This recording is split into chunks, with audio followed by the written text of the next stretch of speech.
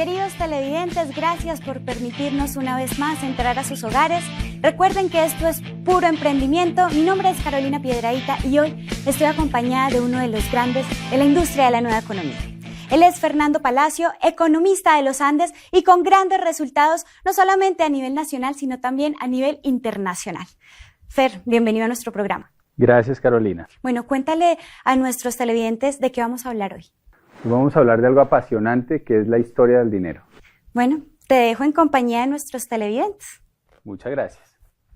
Bueno, señores, qué alegría estar con ustedes en este espacio que tenemos en Puro Emprendimiento.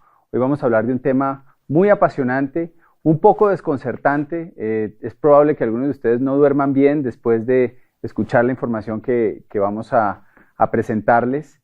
Y lo más importante, creo yo, es crear conciencia sobre el mundo en el que vivimos, las reglas del juego y lo que está pasando. En este momento, en la actualidad, tenemos el dólar subiendo y el petróleo bajando. Y la pregunta que yo le hago es, ¿realmente usted sabe por qué? ¿Sabe por qué ocurren esos ciclos dentro de la economía? Esto es como quedó el mundo después de la crisis del año 2008. Los países que están en rojo son países que entraron en desaceleración, decrecimiento económico, recesión económica, y como usted se da cuenta, pues son la mayoría de los países del planeta. Y la verdad es que la mayoría de la gente no entiende por qué pasó eso. Esa crisis, por ejemplo, empezó con la quiebra de los bancos en los Estados Unidos en el año 2008, y el gobierno pasó unas leyes que los contribuyentes pagaron con impuestos para rescatar a los bancos. ¿Sabe usted que la primera medida que tomó, por ejemplo, el presidente de Lehman Brothers, que había llevado el banco a la quiebra total, cuando recibió los dineros de los auxilios del gobierno cobrados a los contribuyentes de impuestos, es que se dio a sí mismo un bono de 568 millones de dólares? Esa fue su primera acción. Y el dinero que estaba destinado para llegar a la gente, para que las personas no perdieran sus casas, no perdieran sus activos durante esta gran crisis, nunca llegó. Y se quedó en manos de los banqueros. Y para eso tenemos que ir al inicio. Entonces, como me decía un amigo, Alexander Ruiz, ex tesorero de Bancoldex, que es el banco realmente empresarial de Colombia, me decía que el problema es que la gente se sienta como si se sentara a jugar póker con expertos y con campeones mundiales sin ni siquiera conocer las reglas del juego. ¿Usted haría eso? Seguramente no.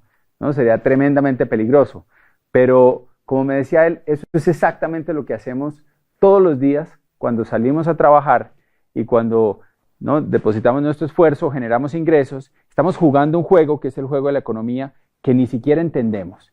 Entonces vamos a ir al inicio, vamos a ir al principio de donde todo esto arrancó.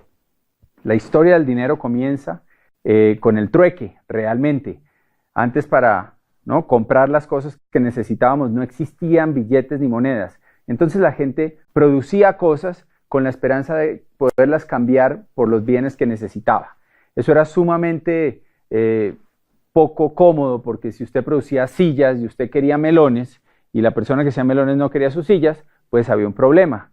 Entonces se empezaron a buscar bienes que la gente valorara por igual.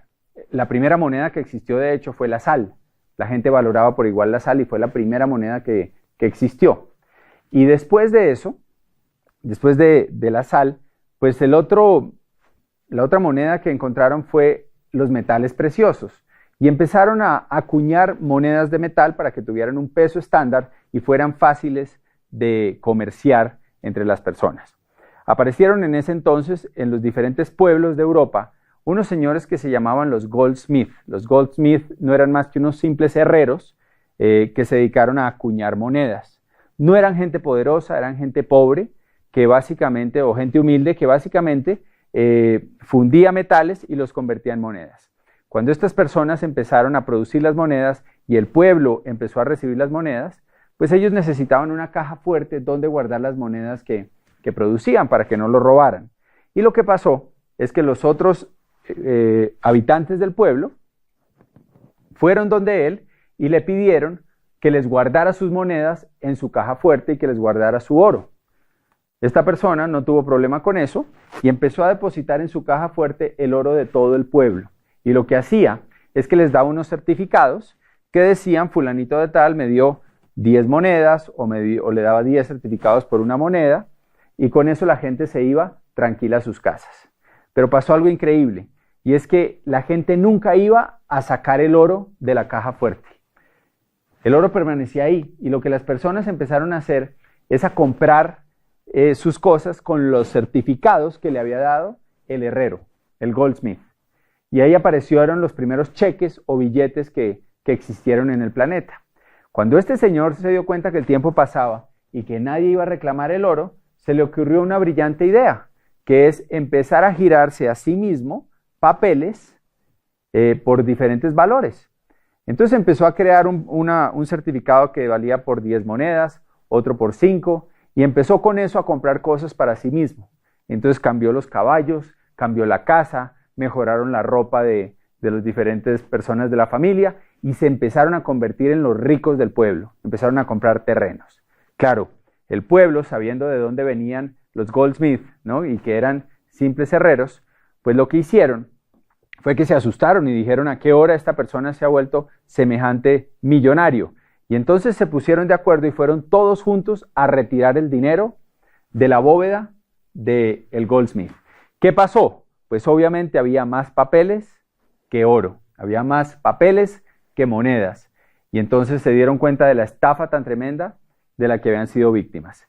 En toda Europa empezaron a ahorcar a los herreros, empezaron a matarlos a todos por esa estafa que habían hecho contra el pueblo en general. Pero pasó algo interesante, y es que algunas personas ricas, los nobles, algunos gobiernos, se dieron cuenta de lo que estaba pasando, y ¿saben qué dijeron? Dijeron: oiga, pero no es tan mala idea. No es tan mala idea, simplemente necesitamos reglamentar esto. ¿Por qué no cogemos esto que hizo esta gente y lo reglamentamos? Porque ahí hay un potencial de negocios. Y entonces empezaron a crear los primeros bancos, o los segundos, porque los primeros realmente fueron los de los Goldsmith, y empezaron a reglamentar las reglas de la producción del dinero, de los papeles como medio de pago. Y lo primero que hicieron fue poner un rango. Entonces decían: bueno, por cada moneda que tengamos acá, podemos emitir 10. El 10% se debía mantener como reserva. Esto era sumamente conveniente para los bancos porque cobraban intereses no sobre lo que tenían en reserva, sino sobre el total de los 10 que estaban prestando. Y bajo esa ley tan sencilla es que hoy funcionan los bancos de todo el mundo prácticamente. Usted cuando pide un crédito, en ese momento los banqueros entran a su Excel, hoy en día ya ni siquiera es papel, y lo que hacen es que depositan en su cuenta con un computador el dinero que usted haya pedido. $10,000, 20 millones de pesos, lo que sea. Usted quiere comprar un carro y entonces usted pide un crédito por ese valor. Y en ese momento entran y crean ese dinero. Lo único que tienen que tener es un poco de dinero de reserva para poderlo crear. Hoy en día además las proporciones del fraccionamiento del dinero, que es como se llama todo esto, han bajado. Y en algunos casos y países llega simplemente a un 2% como reserva para lo que se presta al público. Entonces, imagínese ese negocio. Usted monta con un amigo un banco. Entre los dos ponen $1,000. Pueden prestar por lo menos 10,000. Y adivinen sobre qué valor le pagan a usted intereses. Pues sobre los 10,000 que usted acaba de crear. Y es por eso que los bancos siempre son los edificios más bonitos y siempre son realmente los que dan ganancias, pase lo que pase con la economía. Los bancos siempre ganan. Y lo otro que es interesante de todo este tema es que el dinero vuelve al banco. Si usted pide un crédito por 30 millones de pesos para comprar un carro, usted va y compra el carro, pero adivine qué hace la persona que recibe ese dinero de usted, la que le vendió el carro. Pues coge ese dinero y viene y lo deposita al banco. Y ahora eso se vuelve una reserva para el banco. O sea que ahora puede generar créditos por 300 millones de pesos. Y esto se vuelve un ciclo que nunca para. Y el resultado de eso es que cada vez hay más dinero, más dinero, más dinero en la economía. Y lo que eso nos ocasiona a todos se llama inflación. No sé si usted se ha puesto a pensar, pero piense cuánto podía costar una caja de leche en 1975. Tal vez centavos. ¿Cuánto vale hoy en día una caja de leche? Cientos de veces eso. Y mi pregunta es ¿por qué? ¿Acaso la leche se volvió más costosa de producir? ¿Hay menos vacas? ¿Acaso el proceso, ¿no? Generó más, ¿no?, más mano de obra? Y la respuesta obviamente es que no. Cada vez es más fácil y más barato producir leche. Sin embargo, el precio sigue aumentando a medidas exorbitantes. Y eso se llama inflación y eso es un costo para todos nosotros. Lo otro que esto genera son impuestos, porque para poder pagar los distintos proyectos que generan el gobierno y sobre todo para poder pagar la deuda que los gobiernos hoy en día están generando debido a que están en crisis, pues lo que están haciendo es que se están endeudando. Los gobiernos están pidiendo créditos a los bancos centrales y deben pagar intereses altísimos sobre esos créditos, sobre grandes sumas de dinero, y eso siempre resulta en mayores impuestos para la población. Una persona que tenía una propiedad hace unos años, esa propiedad tenía un valor, vamos a decir que costaba en los años 90, un apartamento podía costar 40 millones de pesos. Ese mismo apartamento hoy puede costar 200 o 250 millones. Y como los impuestos funcionan por tablas, en teoría la gente es más rica y paga más impuestos, porque cada vez tiene más dinero, pero es pura inflación. Realmente lo que tiene es el mismo apartamento, solo que está más viejo que el que tenía en los años 90. Entonces la inflación y los impuestos son algo muy importante y es la forma en que los pueblos realmente se empobrecen en el largo plazo. Este tema de los bancos viene de toda la historia y hay algo que es todavía mucho más crítico, que es cómo fueron creados inicialmente los bancos centrales, que son los que manejan las reservas, que manejan todos los otros bancos, y los que manejan las emisiones de los billetes a nivel mundial. El primer banco central que existió fue en Inglaterra, se llamaba el Bank of England. Le pusieron ese nombre porque querían que el pueblo de Inglaterra pensara que era un banco realmente del pueblo, que era de ellos, que era un banco popular del gobierno. Pero la realidad es que no fue así. Era un banco de algunas pocas familias y era un banco privado. El primer banco central que existió para emitir billetes era un banco totalmente privado. Y lo que pasó es que cuando llegaron los ingleses a Estados Unidos, establecieron exactamente el mismo sistema. Las mismas familias europeas, multimillonarias, dueñas del Banco Central de Inglaterra, montaron o insistieron durante el tiempo en montar el Banco de la Reserva Federal de los Estados Unidos. Y ahí hay algo muy importante para todo el mundo. Nos afecta de una medida gigantesca ese simple hecho. Y se los voy a explicar con un poquito de historia. Anteriormente, como les contaba, los bancos tenían una reserva. Eran algo valioso, el oro, la plata. Con el tiempo, eso cambió.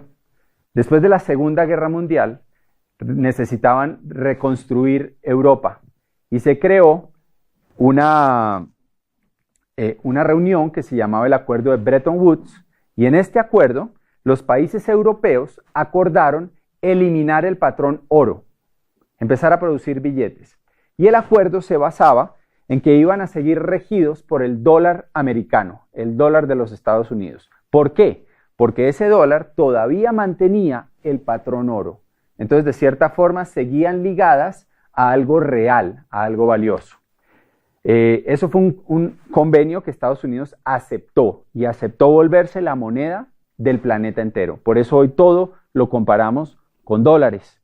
Por eso hoy nos afecta tanto un alza del dólar como la que hemos tenido últimamente, y la gente pierde empleos y los importadores no les cambia el negocio y afecta el precio del petróleo. O sea, todo eso viene desde el acuerdo Bretton Woods en 1944.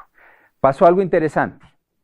En 1971, Richard Nixon, presidente de los Estados Unidos, decide acabar con el patrón oro y dice: no, eso ya no es necesario. Rompe el acuerdo de Bretton Woods sin consultarle a nadie y decide que ahora el billete emitido por los diferentes bancos no va a estar respaldado por nada, simplemente va a ser papel, va a ser un pedazo de papel que la gente va a usar para cambiar. Anteriormente, si usted iba al banco con un billete, por ejemplo en Colombia decía pesos oro, pues a usted le daban una suma de oro por el valor de ese billete. Actualmente, el dinero es deuda, se crea cuando alguien pide una deuda, no tiene ningún respaldo y su único valor es el que le dan los habitantes los ciudadanos de un país basado en el gobierno, en la credibilidad que tiene ese gobierno. Y todo eso es muy importante porque si analizamos el tema, todas las economías del mundo están hoy atadas al dólar. Y lo más complicado del tema es que la Reserva Federal de los Estados Unidos no es ninguna reserva, ni tampoco es federal. No es del gobierno, es de unas cuantas familias poderosas que manejan la impresión y la creación de los dólares en toda la economía. ¿Cómo le parece eso? Imagínese uno tener el monopolio, el poder absoluto sobre un bien que todo el mundo quiere y que todo el mundo necesita. Y usted ser el único autorizado para producirlo en el mundo entero. No suena muy ético, ¿cierto? O sea, claramente derivará en corrupción. Y es lo que ha pasado.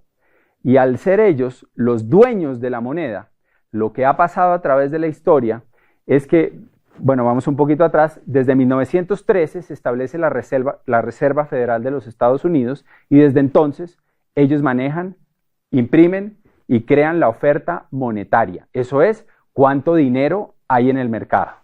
Y lo que ha pasado es que las diferentes crisis, como la depresión de 1929, después hubo otra en el 1938, hubo otra en la guerra de Vietnam, hubo otra en la crisis con Irán, hubo otra en los años 90 y la última del 2008, todas se han creado porque la oferta monetaria aumenta, o sea, meten más billetes, bajan la tasa de interés para que todo el mundo pida créditos, aumenta los precios de las propiedades, entonces su apartamento, como usted cree, que ahora vale más porque se valorizó, realmente es inflación, entonces la gente siente que tiene más dinero y pide más créditos. Y bajan la tasa de interés para que se inunde el mercado de dinero. Y lo que pasa es que unos años más tarde recogen esas deudas, dejan de hacer préstamos y suben la tasa de interés. El dato más importante en la economía mes a mes es si la Reserva Federal y quien esté de presidente ahorita anunció que el interés va a subir o va a bajar. Eso es lo que más impacta la economía a nivel global. Un cambio en un punto porcentual de la tasa de interés de la Reserva Federal puede causar que toda la inversión en un país como Colombia se vaya y se vaya a los Estados Unidos porque ahora es más rentable invertir allá.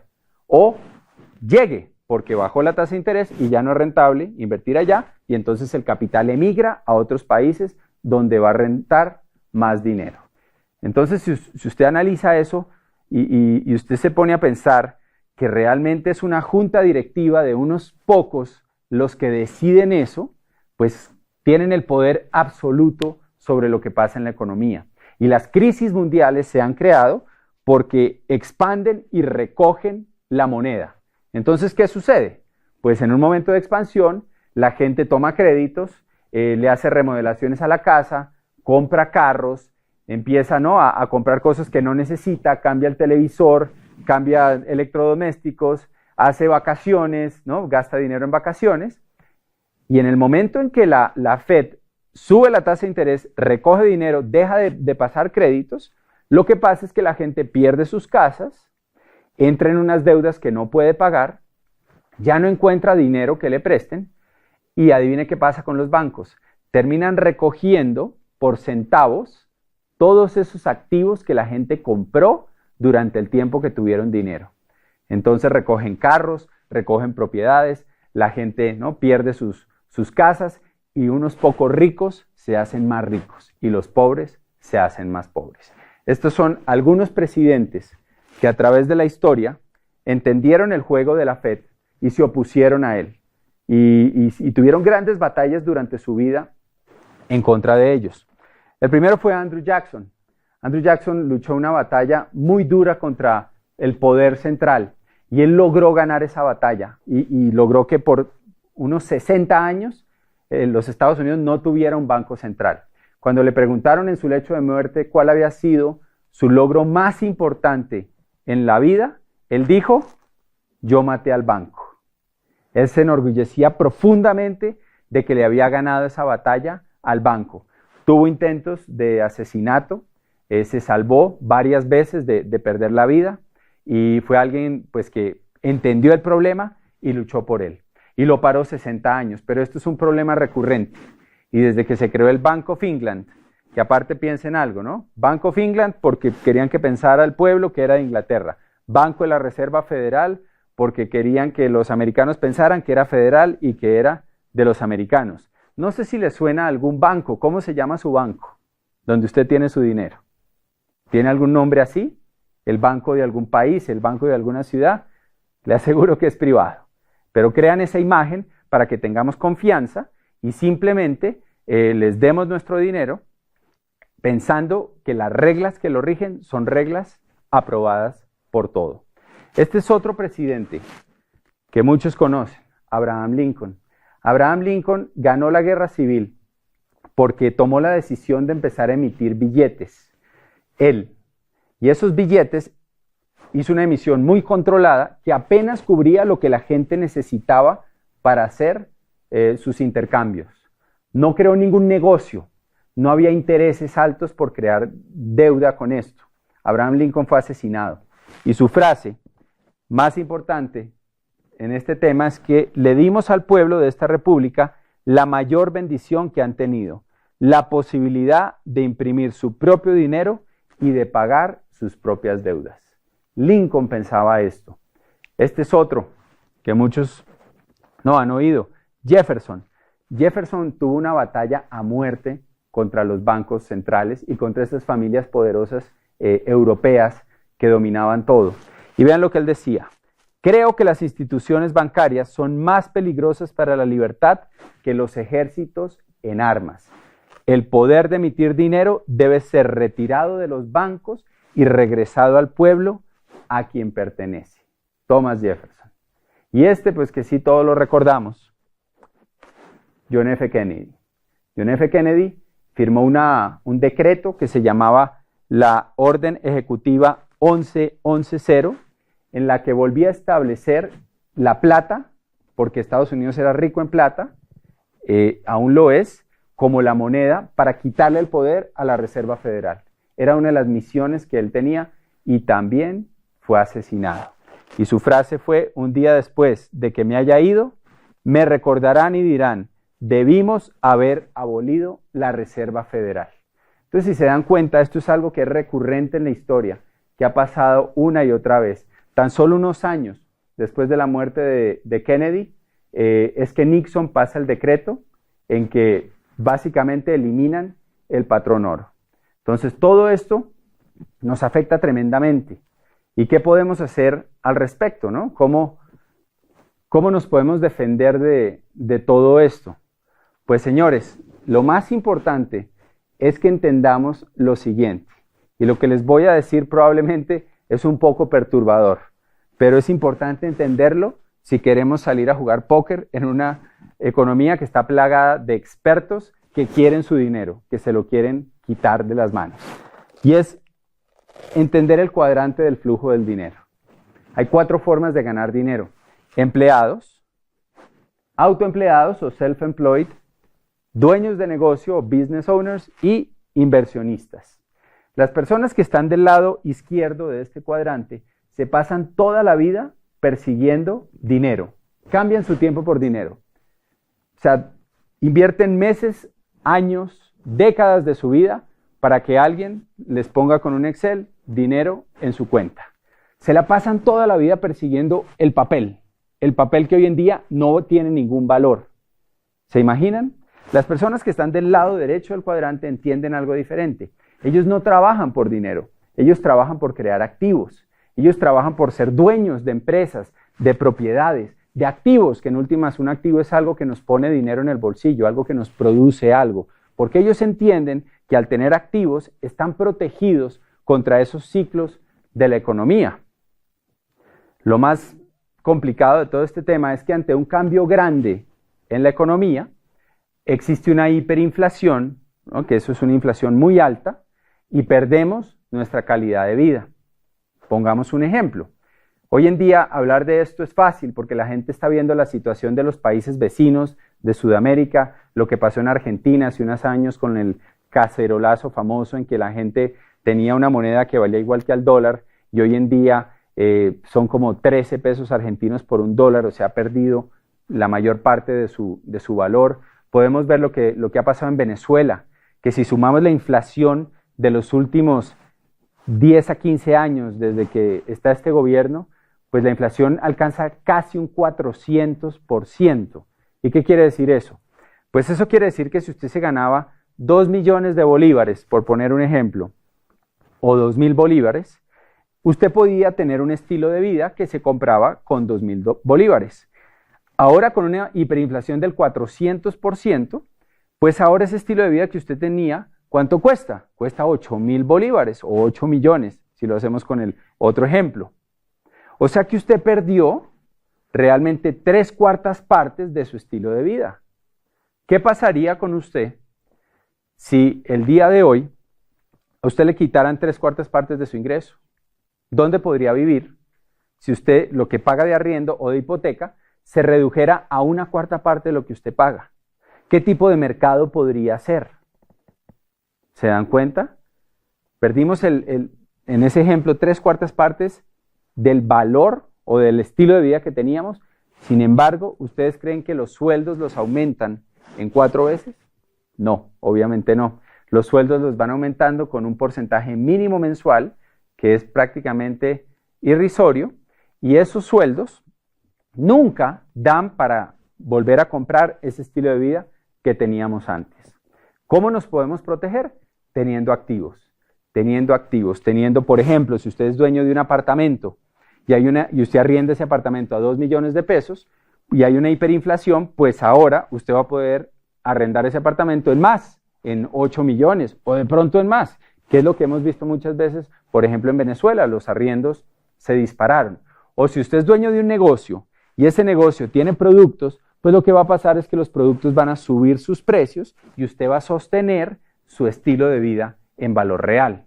¿Se dan cuenta?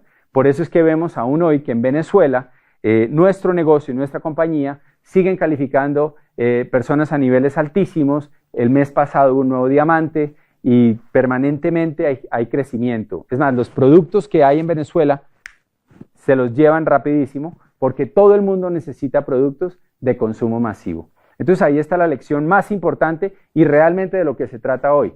Porque yo no creo que se trate de, no tenemos ningún poder para ir a derrocar a la Reserva Federal de los Estados Unidos. Ninguna marcha va a lograr eso. Esto es una guerra, tal vez la guerra más antigua de la humanidad, que es quién controla el dinero. No es por ahí. Más bien, eduquemos a la gente para que la gente se proteja. Y en vez de salir a perseguir un papel que en cualquier momento puede no valer nada, enseñemos y eduquemos a la gente a salir a trabajar por crear un activo, porque sean dueños de algo que los proteja ante estas situaciones. Entonces ya para terminar, yo les voy a mostrar algunas imágenes que son impactantes, pero que debemos ver para crear conciencia. Esto se llama la República Weimar. La República Weimar es Alemania después de la Primera Guerra Mundial. Hubo una hiperinflación tan grande que pasaban cosas como estas. Esto es una persona en su casa acumulando la cantidad de billetes que tenía. ¿Era muy rico? No, era pobre, pero los billetes no valían nada, habían perdido todo su valor por un cambio en la economía, por una crisis. Esto es un señor empapelando la pared de su casa con billetes. ¿Por qué? Porque era más barato empapelar con billetes que salir a comprar papel para empapelar. Estos son niños construyendo castillos en la República Weimar con fajos de billete. Esto es un señor que iba a hacer mercado. Y estos son billetes de esa era. Y ustedes van a ver ahí un billete de 100 billones de marcos. Y ahí hay otro de 500 millones de marcos. Y eso no alcanzaba para comprar una bolsa de leche. ¿Se dan cuenta lo que estamos diciendo? Y tal vez la más impactante, que es esta. Un señor barriendo billetes en la calle, como si fuera basura. ¿Por qué? Porque se convirtió en basura. Usted se imagina lo triste que es uno trabajar toda su vida persiguiendo un papel, ¿no? Persiguiendo billetes, que es lo que la mayoría de la gente hace. El 96% de la población trabaja por ganar dinero. Y que en un momento dado, todo ese trabajo que usted hizo toda su vida se convierta en basura. Y señores, de eso se trata, de crear conciencia. Estamos viviendo un mundo donde las reglas del dinero son muy complicadas, no son tan difíciles de entender en cuanto a lo que necesitamos para, ¿no?, progresar y para realmente asegurar nuestra economía. Básicamente, usted necesita crear su propio activo. Y no existen muchas opciones allá afuera para hacerlo. Por eso lo están invitando a que construya este negocio. Porque si usted construye este negocio, usted va a ser dueño de algo, de un activo, en el cual además no se puede quebrar por la forma en que funciona este negocio, pero usted puede construir algo que el día de mañana no solo le dé seguridad económica, sino que le dé libertad y prosperidad. Así que los invitamos a ponerle mucha atención a la gente que lo está ayudando. Obviamente el negocio tiene un fondo que tal vez usted con este corto video ha descubierto, pero aquí hay algo que es difícil conseguir allá afuera, que es la seguridad de su familia y la libertad de los que lo rodean. Fue un placer estar con ustedes y nos vemos en la próxima de Puro Emprendimiento.